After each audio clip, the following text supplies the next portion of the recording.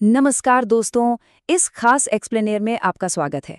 आज हम बात करेंगे एक ऐसी चीज के बारे में जो हम सबकी जिंदगी का बहुत बड़ा हिस्सा है।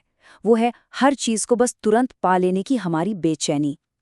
क्या आपने कभी सोचा है कि जब सफलता तुरंत नहीं मिलती तो जो भारी निराशा होती है वो असल में क्या है? आज हम समझेंगे कि कैसे सच्ची सफलता उसी धैर्य से जन्म लेती है जो हमें असफलता झेलने की ताकत देता है।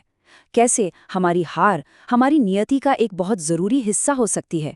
तो चलिए बिना किसी देरी के सीधे मुद्दे पर आते हैं। डॉक्टर कुमार विश्वास का एक बड़ा ही सीधा और सटीक मैसेज है कि हर कोई सब कुछ जल्दी करना चाहता है, लेकिन प्रकृति ने हर काम का एक समय तय किया है। जरा सोचिए, हम एक ऐसे दौर में जी रहे हैं जहां हर चीज का बस इंस्टेंट रिजल्ट चाहिए। विश्वास जी एक बड़ा ही मजेदार लेकिन बहुत ही सच उदाहरण देते हैं कि आजकल लोग सब्जियों तक को इंजेक्शन लगाकर जल्दी बड़ा करना चाहते हैं। लेकिन सच बताऊं, ये जो बनावटी जल्दबाजी है ना, ये सिर्फ फ्रस्ट्रेशन पैदा करती है, क्योंकि प्रकृति वो तो अपने ही टाइमलाइन पर चलती है। अब जरा इस तस्वीर को देखिए। ये हमारे आज के मॉडर्न प्रेशर का बिल्कुल असली रूप है। देर रात का वक्त है, मेज पर किताबों का ढेर लगा है, चेहरे पर थकान साफ दिख रही है, लेकिन रुकने का कोई नाम नहीं। ये उस खतरनाक टाइमलाइन की कहानी है जो हमने खुद पर थोप रखी है। हम सब ने कभी ना कभी ऐसा किया है ना? किसी एग्जाम के लिए या फिर किसी प्रोजेक्ट के लिए हम अपनी पूरी जान लगा देते हैं, ये सोचकर कि बस इसी तय समय में हमें सफलता मिलनी ही चाहिए। तो हमारा पहला भाग है असफलता का अंधकार और एक नया टर्निंग पॉइंट। आइए इसे एक बहुत ही पावरफुल रियल लाइफ कहानी से समझते हैं। ये कहानी है हमारे पूर्व राष्ट्रपति और महान वैज्ञानिक एपीजे अब्दुल कलाम जी की। युवा कलाम का एक ही सपना था, फाइटर पायलट बनना। उन्होंने अपनी बहन के जेवर बेचे, एक तरफ का किराया जुटाया और इंटरव्यू देने गए। उन्हें पूरा यकीन था कि सिलेक्शन हो जाएगा, लेकिन वो फेल हो गए। उन्हें वो नौकरी नहीं मिली और हालात ये थे कि उनके पास वापस लौटने तक के पैसे नहीं थे। वो ऋषिकेश की चट्टानों पर बिल्कुल हताश घूम रहे थे। उनके मन में ये तक आ गया था कि अब जीवन व्यर्थ है और उन्हें गंगा में कूदकर अपनी जान दे देनी चाहिए। जब इंसान का कोई बहुत ही दिल से संजोया हुआ सपना टूटता है ना, तो वो खुद को एक ऐसे ही अंधेरे और खोए हुए रास्ते पर पाता है। कलाम साहब, जिन्होंने बाद में भारत को मिसाइल प्रोग्राम में इतनी बड़ी जीत दिलाई, उस दिन अपनी ही जिंदगी से हार मान चुके थे। वो पूरी तरह से दिशाहीन महसूस कर रहे थे। लेकिन फिर ऋषिकेश में उनकी मुलाकात स्वामी शिवानंद जी से होती है और यहीं से आता है एक चमत्कारिक मोड़। स्वामी जी उस परेशान युवा को देखते हैं, उसे खाना खिलाते हैं, लौटने का किराया देते हैं और फिर एक ऐसी बात कहते हैं जो हमारी आज की इस चर्चा का सबसे बड़ा सबक है। उन्होंने कलाम साहब से कहा, भगवान ने तुझे ये अवसर इसलिए नहीं दिया क्योंकि वो तुझे किसी बड़े अवसर के लिए बचाकर रखना चाहता है। मतलब सोचिए जरा, जो सिलेक्शन नहीं हुआ वो कोई सजा नहीं थी, वो तो प्रकृति का एक बहुत बड़ा प्लान था। तो अब आगे बढ़ते हैं अपने दूसरे भाग की तरफ, अतीत को भूलना और कविताओं से प्रेरणा लेना। हरिवंश राय बच्चन जी की एक बहुत ही कमाल की कविता है, जो बीत गए सो बात गई। ये हमें बहुत ही खूबसूरती से सिखाती है कि जीवन में अगर कोई सितारा टूट जाए या कोई प्यारा फूल मुरझा जाए तो आसमान या बगीचा उसका शोक नहीं मनाते। जो मौका हाथ से निकल गया या जो सपना टूट गया, उसे पीछे छोड़ने में ही समझदारी है। अगर हम सिर्फ अतीत को पकड़कर बैठे रहेंगे ना, तो भविष्य के उन बड़े मौकों को भी खो देंगे जो हमारा बेसब्री से इंतजार कर रहे हैं।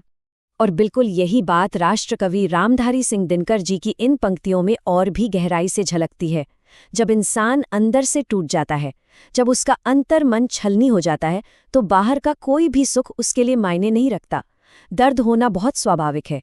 जैसे जब फसल ही सूख जाए तो बाद में होने वाली बारिश का क्या ही फायदा। इसीलिए जीवन के इस नेचुरल फ्लो को स्वीकार करना और अपने उस अंदरूनी संघर्ष को समय के साथ शांत होने देना बहुत जरूरी है। इन सभी भावनाओं को एक साथ समेटते हुए चल जिंदगी नाम की ये कविता हमें एक बिल्कुल नई राह दिखाती है। ये हमें प्रेरित करती है कि जिन ख्वाहिशों की हमने गांठ बांध ली थी ना, अब उन्हें खोल देना चाहिए। माना कि संघर्ष करते करते हाथ कांप रहे हैं, उम्र ढल रही है, लेकिन फिर भी जो चंद खुशियां हमारे पास बची हैं, उन्हें थामकर हमें एक नई शुरुआत करनी चाहिए। ये एक नया सवेरा है जो हमें टूटे हुए सपनों की राख से उठकर एक नए उद्देश्य की तरफ बढ़ने का हौसला देता है। अब आते हैं हमारे तीसरे भाग पर, धैर्य का फल, अभ्यास से एक सफल प्रोफेशनल बनने तक का सफर। जरा इन दो बिल्कुल अलग अलग दुनियाओं के अंतर को देखिए। एक तरफ वो इंसान है जो बिना किसी चकाचौंध के बस लगातार अपने काम में या अपनी कोडिंग में डूबा हुआ है, लगातार प्रैक्टिस कर रहा है। जैसा कि यहाँ लिखा भी है, ज्ञान एक खजाना है लेकिन अभ्यास उसकी कुंजी है। और दूसरी तरफ है उसका फाइनल रिजल्ट, एक शानदार, पूरी तरह से तैयार प्रोफेशनल लुक। ये साफ दिखाता है कि कड़ी मेहनत का वो धुंधला और मुश्किल दौर आखिर में एक बेहद पॉलिश की हुई सफलता में बदल ही जाता है। बस शर्त ये है कि हम बीच में हार न माने। ये जो आत्मविश्वास से भरा हुआ रूप आप देख रहे हैं, ये कोई रातों रात मिली सफलता नहीं है, बिल्कुल नहीं।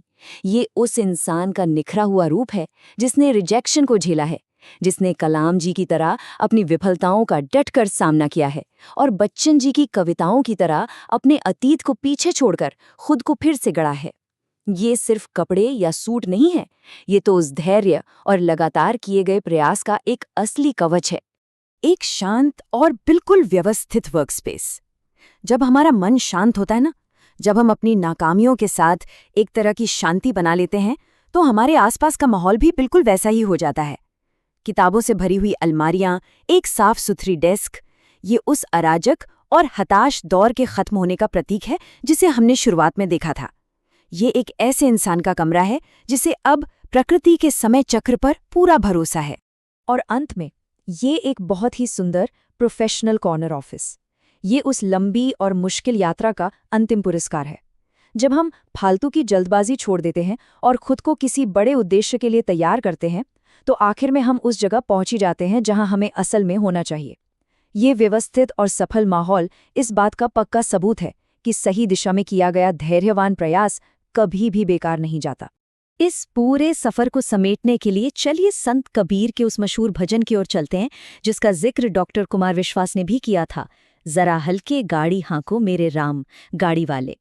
कबीरदास जी यहाँ हमारे शरीर और हमारे जीवन की तुलना एक गाड़ी से करते हैं। अगर हम इसे जिंदगी के उबड़-खाबड़ रास्तों पर बहुत तेज भगाएंगे ना, तो ये टूट जाएगी। जीवन एक बहुत लंबी यात्रा है, इसे हर वक्त चिंता और जल्दबाजी में दौड़कर पार नहीं किया जा सकता। तो इस एक्सप्लेनर के अंत में मैं एक सवाल आपके विचार के लिए छोड़ना चाहूंगा। जरा इत्मीनान से सोचिए, क्या आज की ये जीवन यात्रा सिर्फ घबराहट और जल्दबाजी में दौड़ी जा रही है, या इसे गहरे उद्देश्य और शांत धैर्य के साथ अनुभव किया जा रहा है? हमेशा याद रखिए, अगर आज आपके सामने कोई दरवाज़ा बंद हुआ है, तो शायद इसलिए क्योंकि कोई बहुत बड़ा दरवाज़ा आगे आपका इंतज़ार कर रहा है।